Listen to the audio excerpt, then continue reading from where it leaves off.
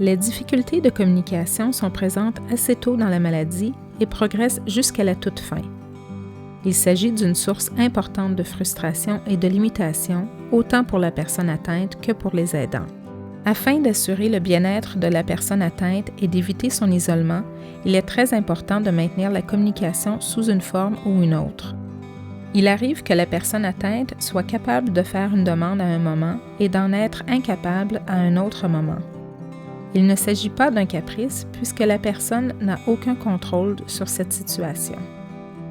Les problèmes de communication des personnes atteintes incluent de la difficulté à parler clairement, de la difficulté à débuter une conversation et de la difficulté à organiser l'information entrante et sortante. Parler clairement. Parler nécessite la coordination des mouvements de la bouche, de ceux de la langue et de la respiration. La maladie affecte l'utilisation des muscles et donc articuler clairement devient de plus en plus difficile. La personne peut parler trop fort ou trop faiblement, trop rapidement ou en marquant de longues pauses. Débuter la conversation. La personne atteinte a de la difficulté à commencer une conversation. Elle manque de spontanéité. Elle a donc besoin de stimulation externe afin de communiquer efficacement. Organiser l'information.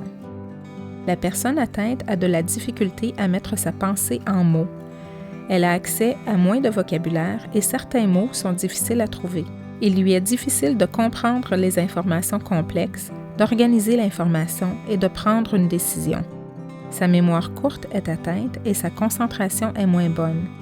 Lire et écrire sont aussi de plus en plus difficiles. Souvent, nous sous-estimons le degré de complexité d'une tâche. Par exemple, avant de s'habiller, il faut d'abord savoir quel temps il fait et quelle activité on fera. Il faut s'assurer que les vêtements soient propres, agencer leurs couleurs et organiser l'ordre dans lequel on les enfilera. Une personne atteinte n'arrive pas à prioriser toutes ces informations. Nous vous présentons quelques stratégies. Donnez à la personne assez de temps pour répondre aux questions, s'exprimer, lire ou écrire.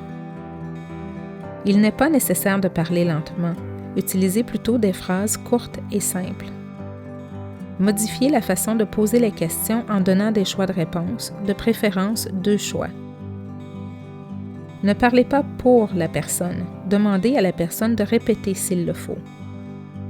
Si celle-ci perd le fil de la conversation, remettez-la sur la voie.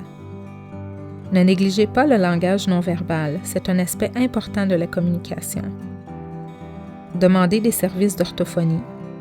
Envisagez l'utilisation d'un tableau de communication, de cartes avec pictogrammes ou autres techniques pour aider la personne à s'exprimer.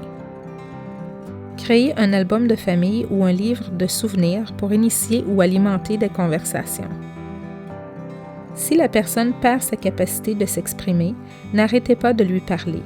Cela ne ferait qu'augmenter son sentiment d'isolement.